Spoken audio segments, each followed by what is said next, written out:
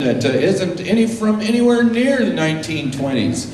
It was written in 1993 for a movie called Sleepless in Seattle. It was performed by Harry Connick Jr., but written by the film composer Mark Shaman. It's called With a Wink and a Smile.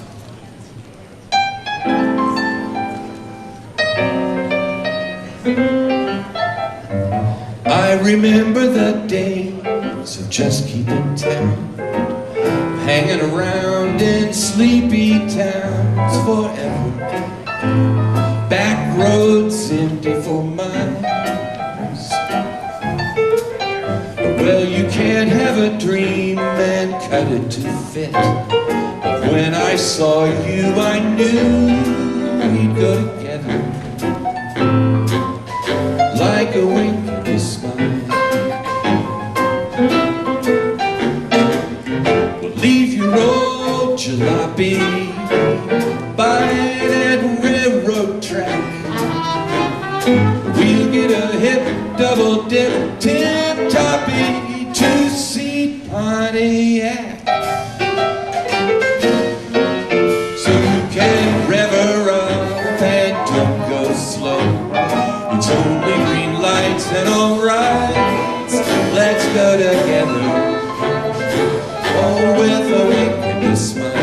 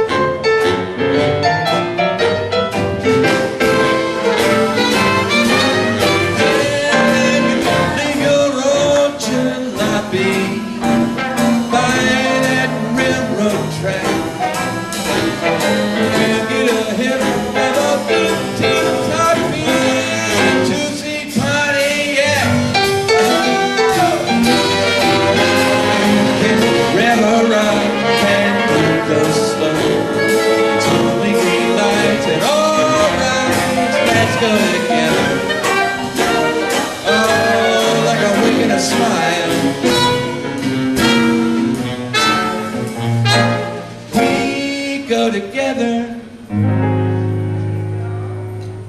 like a wink and a smile.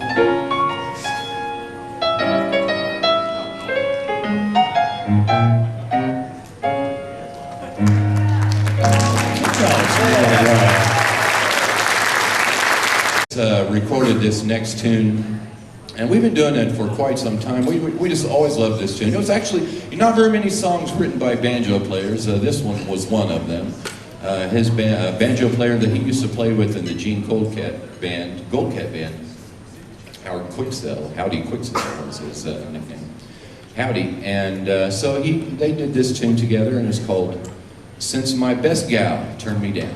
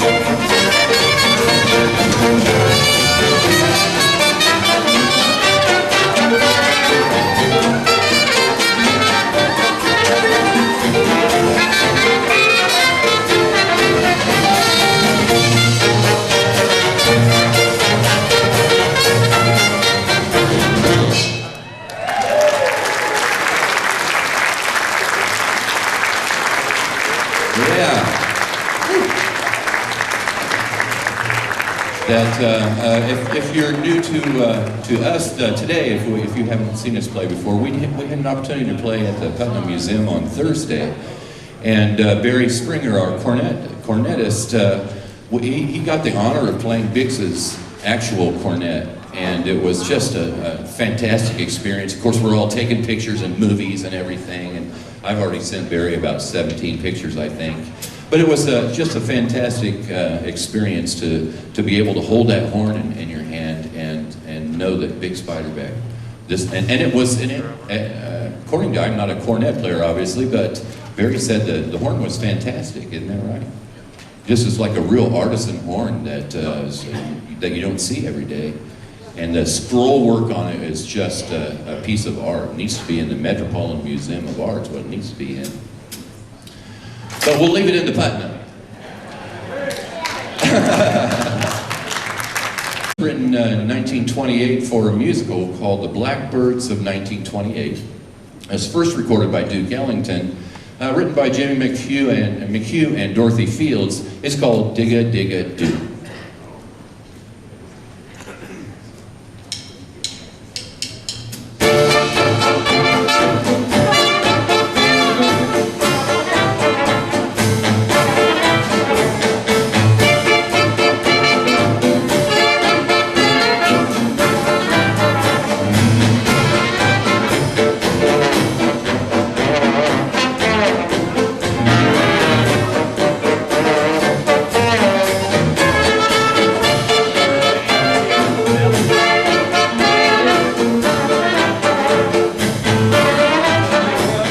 Susan is still blue. Here's heartbeat, a little tattoo. Digga-digga-doo, digga-doo-doo. Digga-digga-doo, digga-doo. You love me, I love you. It's so very natural too. Digga-digga-doo, digga-doo-doo. Digga-digga-digga-digga-doo. I'm so very digga-digga-doo by nature.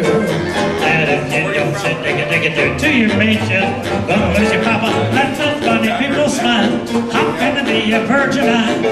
Digga-digga-doo, digga-digga-doo, digga-digga-doo. Digga-digga-doo.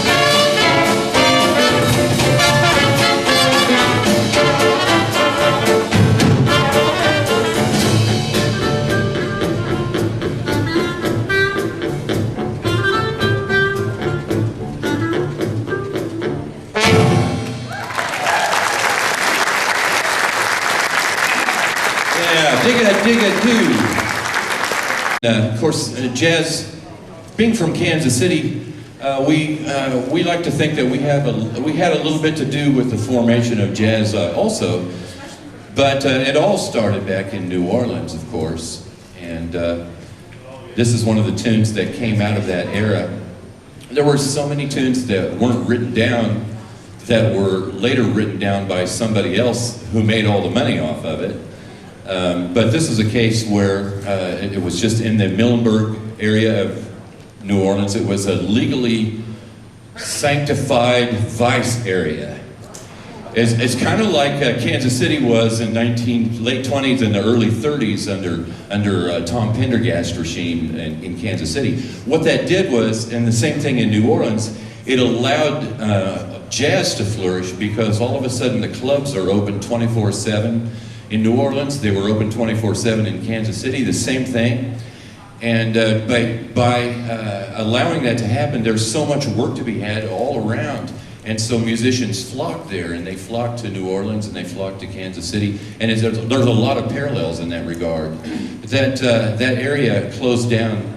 They finally couldn't take it anymore. Just like in Kansas City, they couldn't take Tom Pendergast's boss politics, and they convicted him of tax fraud like Al Capone. You know, if you can't find something to get somebody on, you can always get them on tax fraud. And they did that to Kansas City, and then in New Orleans as well. They found the people couldn't take it anymore. The legal vice area, and so they closed it down in 1917, and that was the beginning of the end of New Orleans jazz as a hub. Just as in 1939 and 1940 in Kansas City, that was the beginning of the end of the Kansas City era of being the hub of jazz. And a couple of nice little parallels there. Here's a tune that came out of 1923 by Ferdinand Jelly Roll Morton and the New Orleans Rhythm Kings, and it's called Muhlenberg Joys.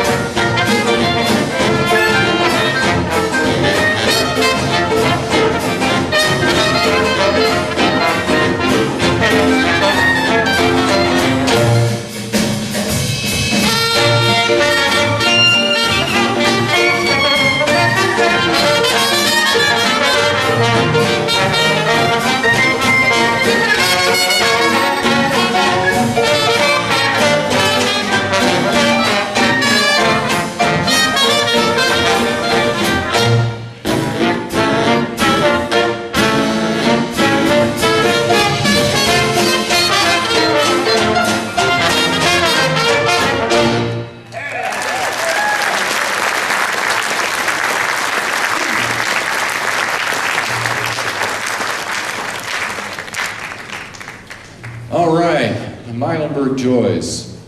It wasn't spelled that way. It was spelled M-I. Actually, the song was spelled that way, but the town, the part of the town was M-I-L-N-E, Milenberg.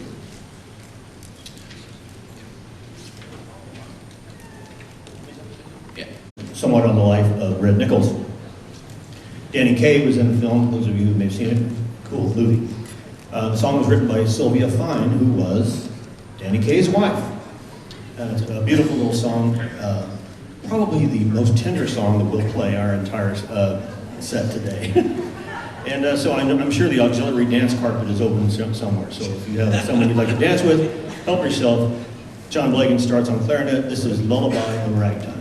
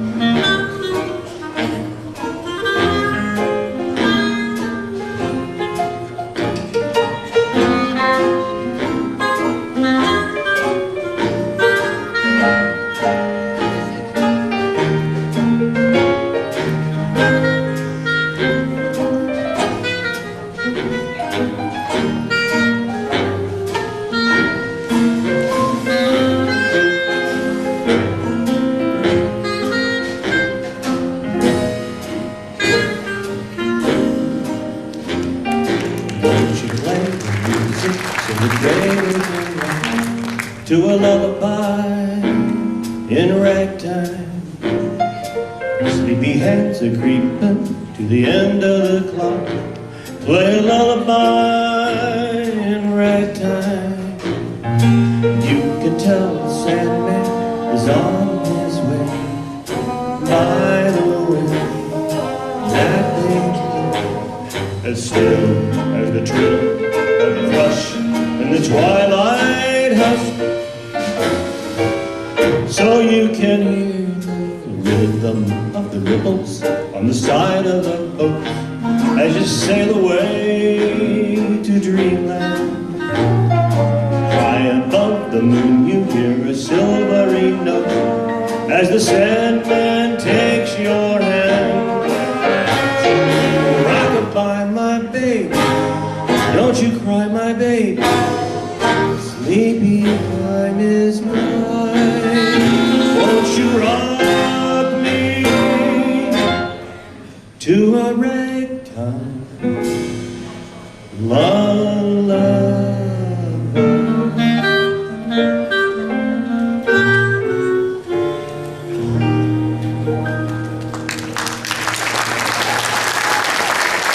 Lullaby and Ragtime, thank you.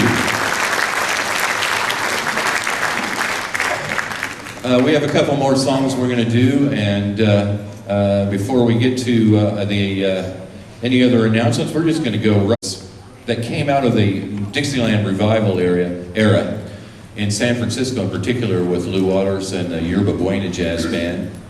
It was written in 1946, I believe, and it was named for a rehearsal area. They were rehearsing at the Big Bear Lodge in Oakland Hills, California. And so they named the tune the Big Bear Stomp.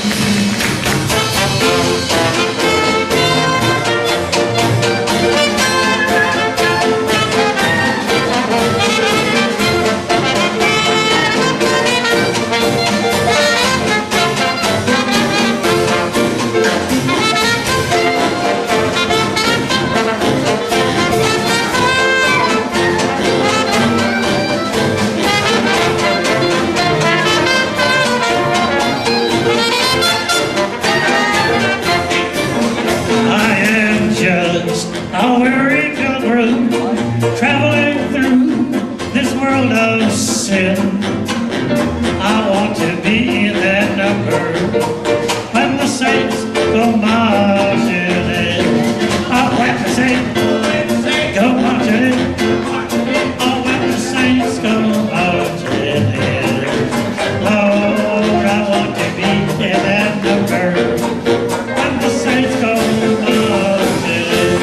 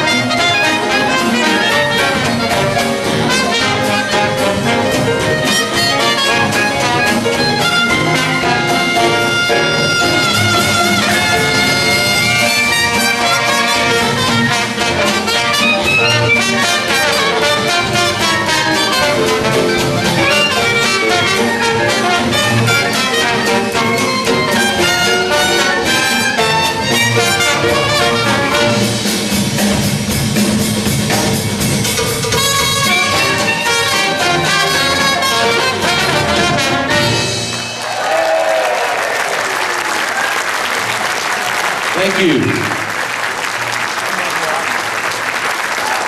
There they are. Let's hear a big round of applause for them. The New Red Onion Jazz Babies from Kansas City.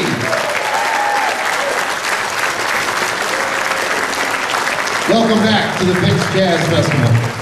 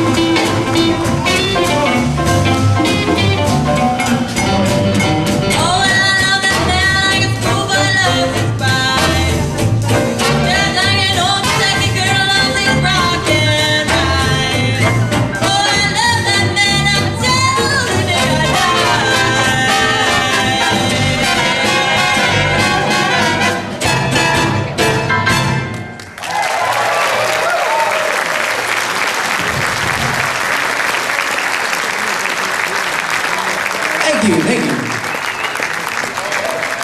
Just doesn't get much better than that, does it? Yeah. Well, we're just gonna keep trying, I guess, for the next 45 minutes.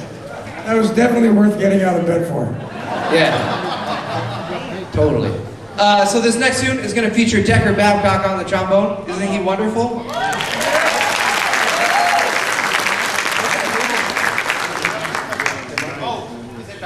Maybe. Better go look. So this next tune, we have another really good friend that came out for the album. He helped produce it. He wrote some tunes, some originals, and some arrangements for us. And so I think this next tune might be one of his. His name is Dan Barrett. If you're not familiar with Dan Barrett, yeah, there's a couple. Dan's a really amazing trombone and cornet player. Toured with Benny Goodman right at the end of Benny Goodman's life. Toured with Buck Clayton. Has been on many of the Woody Allen movies, both in the movie as a musician and also on the soundtrack. So we're gonna play some of his arrangements.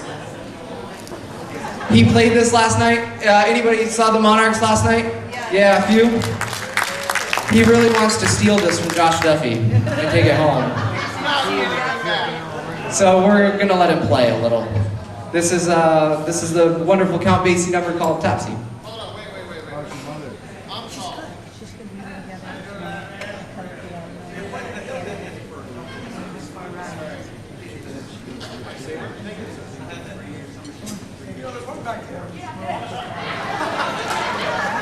I'm gonna bid on that.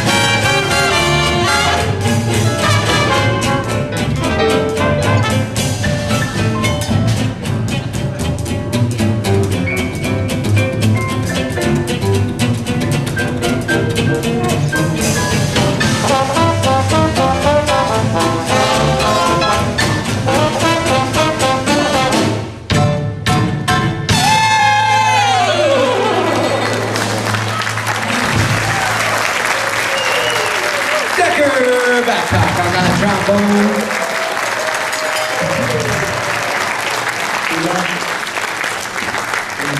So we're gonna do something a little different. If you haven't caught, anybody catch the Graveside set? You, yeah, awesome. We're gonna feature Braxton Kahn on the vocals again. We're gonna do something where he teams up with Jeff Barnhart. So this will be a fun little one. This is called The Honeysuckle Rose. Does this thing on? Yes, perfect. Yeah, we can do it. Let's do it. Yeah, we can do it. All right. Tempo.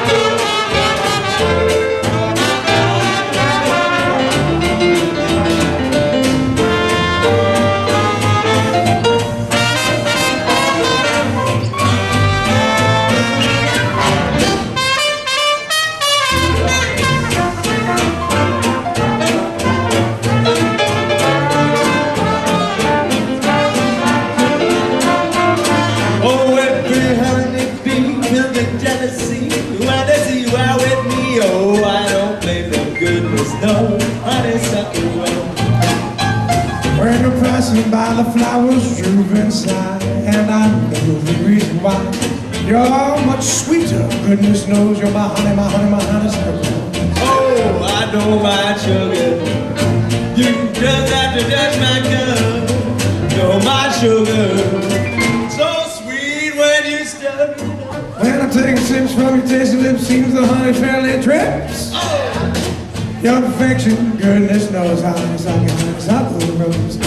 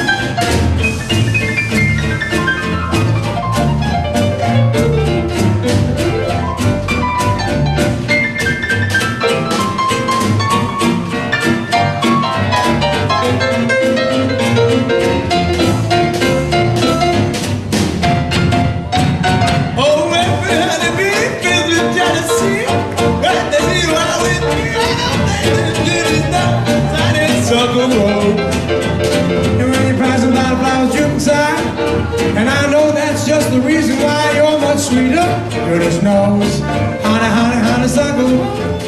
Oh, I don't mind that sugar. You just have to touch my cup. 'Cause you're my sugar. So sweet when you turn it up. Yes.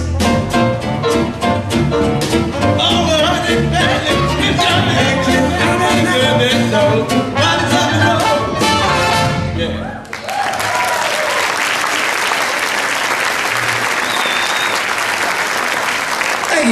Jeff Barnhart on the piano and vocals, Braxton Codd on the vocals and the drums. How do we multitask like that, Braxton? I just don't know. Lots of practice, I guess. A lot of alcohol. We actually call that the brine in the band. So, welcome to the brine. We'd love for you to get pickled with us today. Next up, we're going to bring up Molly Collier. We're going to do another song from our album Gin and Moonlight. This is a tune comes from 1932 from Claude Hopkins. This is called I'd Do Anything for You. Yeah, I don't do the dishes, sorry.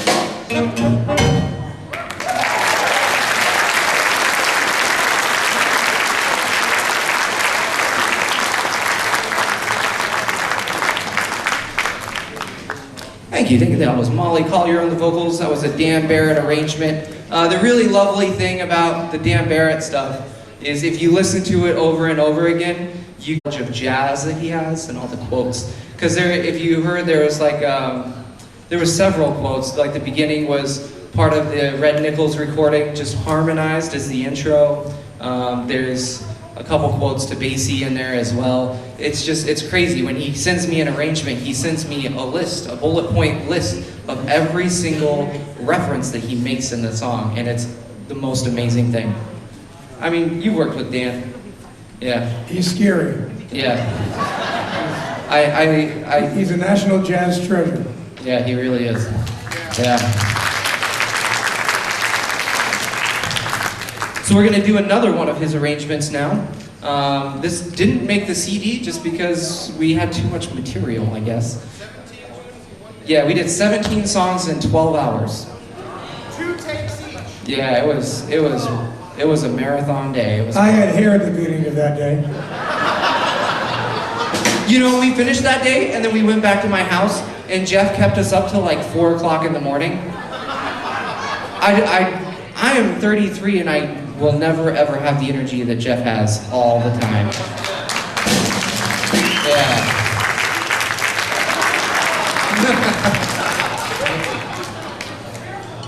So we're gonna slam through some more music here. We want to give you as much Jeff Barnhart and the Pickles as we can.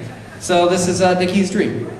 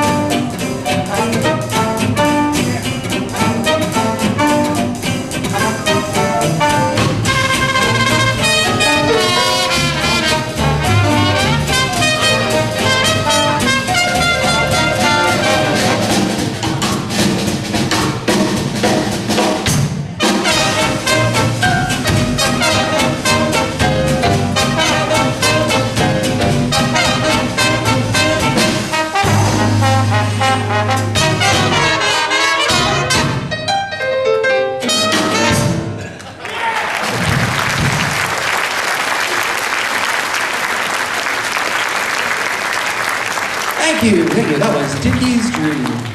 Yeah. So we'd love to say, yeah.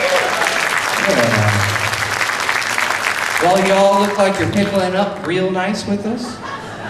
We do want to say that, we tour the country, we tour coast to coast. So if you've ever thought, man, I need some more pickles in my life, we're happy to come to you. So come see us, come talk to us, and we'd love to work something out. We do arrange tours around different regions, and we'd love to come hang out with you in your city and experience the beautiful things that you have. So because man, Davenport, right? This is such a beautiful historic town. Like, it's such a beautiful thing, man.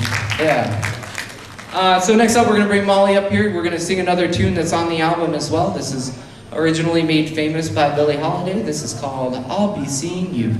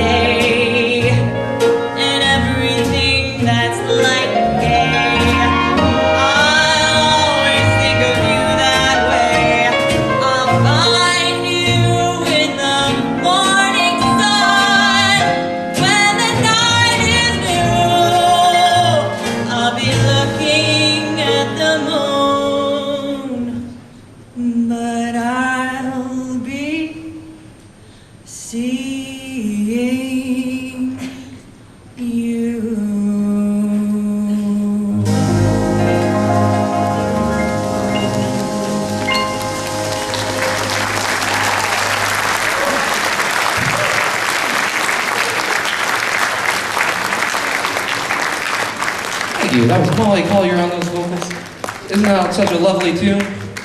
Yeah. So make sure you stop back and say hi to the ladies back at that back table that are doing all the work to make all the CD sales, and pick some of that up.